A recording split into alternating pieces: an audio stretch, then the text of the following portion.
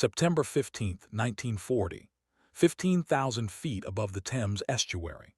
The sun was a pale, trembling disk behind smoky clouds, casting long shadows across the endless gray expanse of the English Channel.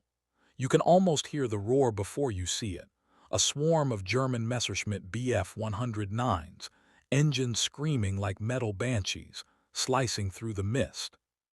Below, London braced itself for another day of terror, unaware that the fate of their skis would hinge on one pilot's split-second choices. Flight Lieutenant John "Johnny" Johnson gripped the controls of his Spitfire, knuckles white. Every instrument flickered in the dim cockpit light, every vibration of the engine like a pulse racing through his bones. Ahead, the Luftwaffe formation stretched across the horizon, precise, merciless, a wall of black steel. Johnson could see their flight patterns, their coordinated turns, the deadly synchronicity that had downed so many RAF fighters already that morning.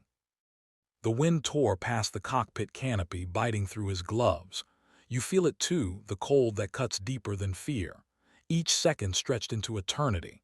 Johnson knew the rules of engagement: stay tight, stay high, keep formation. But instinct, honed over months of desperate dogfights, whispered a different path, one that would defy everything he had been taught. Then it began. The first Bf-109 swooped low, guns blazing. Tracer rounds flickered like fireflies and the Spitfire shook violently. Johnson dove instinctively, weaving through the chaos, and something inside him clicked. The enemy formation had a blind spot, a perfect seam between the lead and wingman.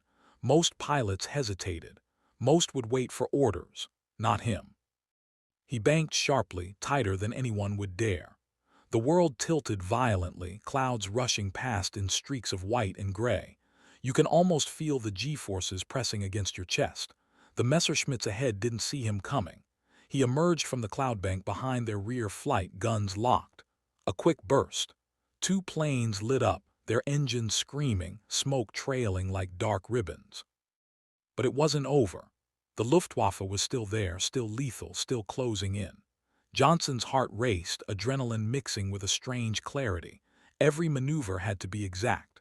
One misstep, 1 second too slow, and he would join the flaming wrecks spiraling toward the channel below. And yet something extraordinary had already begun. The other RAF pilots, emboldened by Johnson's sudden strike, gained the courage to push forward. From disbelief to awe, that's what it felt like. And Johnson knew, even as he swung the Spitfire into another tight loop, that the outcome of this raid, perhaps even the morale of an entire nation, rested on the next few moments. Johnson's Spitfire shuddered as he pulled into a near-vertical climb, the engine screaming in protest. The Luftwaffe pilots, confident and methodical, were suddenly disoriented. You can almost see their panic. Metal birds twisting against the sky, breaking formation as they tried to anticipate a move they hadn't even imagined. This wasn't a textbook maneuver. No flight manual would ever approve this. Johnson banked sharply, rolled, and then inverted the Spitfire, diving straight down into the seam between two German flights. The world flipped upside down. Clouds streaked past in blinding white flashes. Tracer rounds whined dangerously close. Every second counted. One wrong angle and he would be shredded by enemy fire. But this was Johnson's moment. He fired in controlled bursts, watching the lead Messerschmitt explode in a shower of sparks and smoke. Another plane spun out, its pilot struggling to regain control, and then disappeared into the haze. You can almost hear the collective gasp from the other RAF pilots who had witnessed something impossible, and suddenly their fear transformed into fierce resolve. The Luftwaffe formation wavered. Coordination collapsed. Messerschmitts that had been precise and synchronized were now scattered, exposed, vulnerable. Johnson knew the odds were still against him, but momentum was on his side. One more precise pass, one more calculated burst of gunfire, and he could tip the scales entirely. And then something caught his eye. A Messerschmitt diving toward one of the British bombers below, guns trained and ready. Johnson had seconds to act. He pushed the Spitfire into a steep bank, almost scraping the clouds, and lined up a shot that, if successful, would save the bomber. and potentially dozens of lives on the ground. The engine roared. The wind whipped past like a living thing. He fired. The Bf-109 faltered, smoke trailing from its fuselage before crashing in a distant field. Johnson's heart pounded. The impossible maneuver had worked. He had not just survived, he had changed the battle. But the Luftwaffe wasn't finished. More aircraft were on the horizon, engines screaming, and the skies over London were far from safe. Johnson had made a mark, but at what cost? And could the other RAF pilots maintain the advantage he'd carved out? Below, London's streets were quiet, almost eerily so, as the city braced for the full force of the Luftwaffe. Smoke from earlier raids still drifted over the skyline, mingling with the morning fog. You can almost feel the tension, the collective heartbeat of a city waiting to see if its defenders would hold. In the sky, Johnson's Spitfire cut a sharp line through the clouds, weaving between enemy fighters with precision that seemed almost superhuman. RAF pilots, inspired by his daring, followed his lead, tightening formation, attacking with renewed confidence. Every gun burst, every calculated maneuver chipped away at the German assault. The Messerschmitts, once advancing with terrifying certainty, now faltered under pressure. Johnson caught sight of another formation, 6 Bf-109s banking low, aiming for the heart of London's defenses. He pushed his aircraft into another risky climb, guns blazing, flanking them where no pilot expected. One plane spiraled out of control, smoke trailing behind it like a black ribbon against the gray sky. Another pilot tried to compensate, but Johnson anticipated it, cutting them off with uncanny timing. The RAF's morale surged. What had begun as a desperate defensive fight was turning into an aerial ballet of audacity and skill. Londoners below may not have known Johnson's name yet, but they could see the sky alive with resistance, planes dancing, diving, and holding the line. Every maneuver Johnson executed sent a ripple of hope down to the streets below. Yet amid the triumph, danger remained. Another wave of Luftwaffe aircraft approached from the east, their engines screaming across the horizon. Johnson's energy was already at its limit, his mind stretched to the breaking point. Could one pilot really hold an entire city's skis? Or would the next wave finally overwhelm even the bravest? The sun broke through the clouds in thin, trembling shafts, illuminating the sky in patches of gold and gray.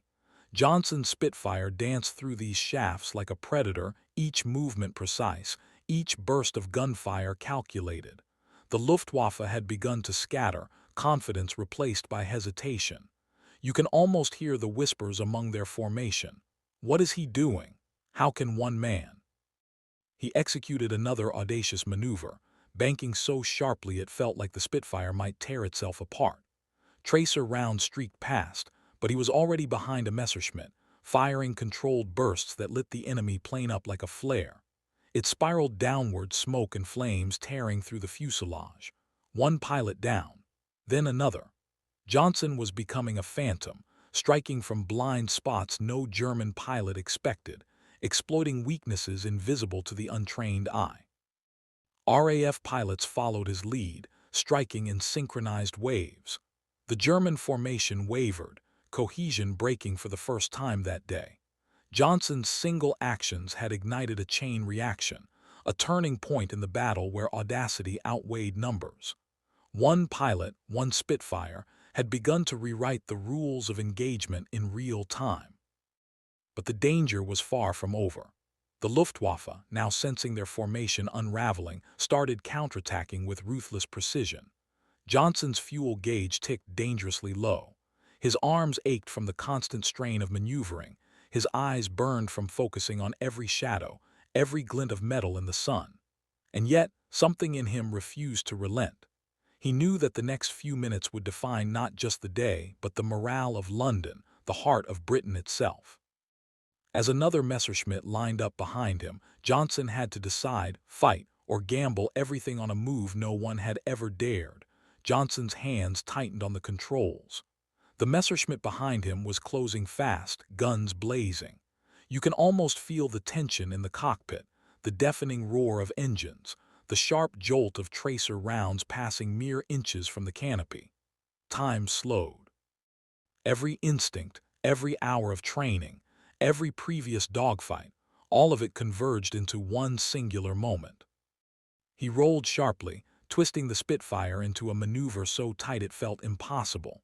The German pilot, expecting a straight pursuit, overshot. Johnson seized the opening, lined up his sights, and fired a short, controlled burst. Sparks exploded along the Messerschmitt's fuselage. Smoke curled upward as the enemy plane tumbled out of formation, disappearing into the gray clouds below. Below him, the city of London exhaled without even realizing it. Each RAF pilot, emboldened by Johnson's audacity, pushed forward with newfound courage. One by one, the enemy planes faltered. Some turned back, some spiraled down in smoke, and the remaining formation broke apart under pressure. For a fleeting moment, the skis cleared. Johnson banked gently, chest heaving, adrenaline coursing through every fiber of his body. He had done the impossible, single-handedly exploited weaknesses in the Luftwaffe formation, shifted the balance of the battle, and inspired an entire squadron to victory. But he couldn't linger. More enemy planes loomed on the horizon, and though this maneuver had worked, it was only a temporary reprieve. And then a realization struck. This wasn't just a dogfight. This was a turning point for the Battle of Britain itself. One pilot's courage, one split-second decision, had the potential to alter the morale of an entire nation. But would it be enough to hold London's skis for the long fight still ahead? The roar of engines slowly faded as the remaining Luftwaffe planes retreated over the channel, smoke trailing behind like dark scars against the pale morning sky. Johnson banked his Spitfire, scanning the horizon for threats, but for the first time that day, the silence felt almost surreal.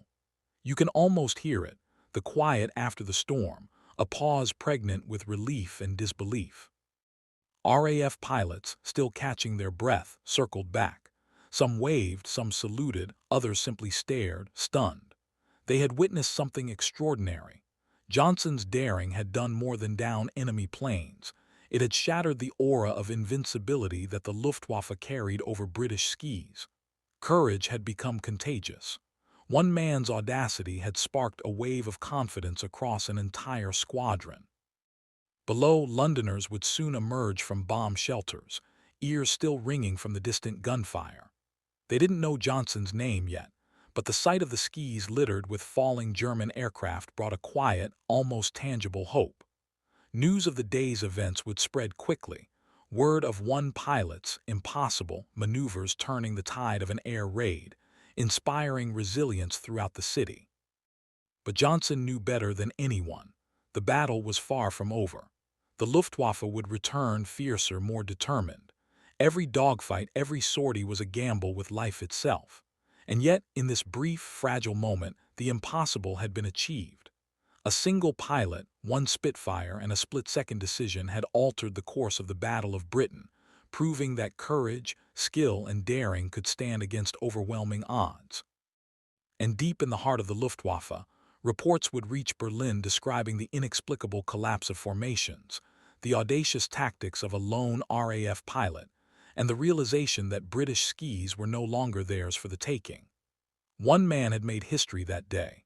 But the war was far from over, and the next challenge could come from anywhere, at any moment. Weeks later, in the briefing rooms of Fighter Command, the story of Johnson's maneuver was recounted with awe. Pilots and officers leaned forward, voices hushed as they described how one man had turned a desperate defensive sortie into a decisive psychological victory. You can almost feel the weight of their admiration, an entire air force inspired by a single, impossible choice in the sky. Johnson himself remained quiet. He didn't seek recognition. The war left little room for ego. But reports noted his calm under pressure, his uncanny ability to read enemy movements, and the bravery that had transformed a moment of fear into an act of tactical genius. Winston Churchill, when informed, reportedly smiled and remarked on the extraordinary courage of Britain's young pilots, who refused to bow even when the odds seemed insurmountable. The impact was more than tactical. RAF morale soared, Pilots pressed harder, flew faster, and engaged the Luftwaffe with renewed confidence. Johnson's maneuver became legendary, taught in debriefs, studied by strategists, and celebrated in newspaper headlines as a symbol of British resilience. One man had shifted not only a battle but the spirit of a nation under siege. Yet the war raged on. Every pilot knew that luck could only carry them so far, and courage alone would not win the skis permanently. Johnson would return to combat, face death again and again, and continue performing acts that seemed impossible to any observer. But that day, in September 1940, he had done something unforgettable. He had proved that even in the darkest moments, skill, daring, and a single split-second decision could change the course of history. And somewhere over the channel, the smoke still lingered, a reminder that the skis of Britain were defended not by numbers alone, but by courage, ingenuity, and the human spirit.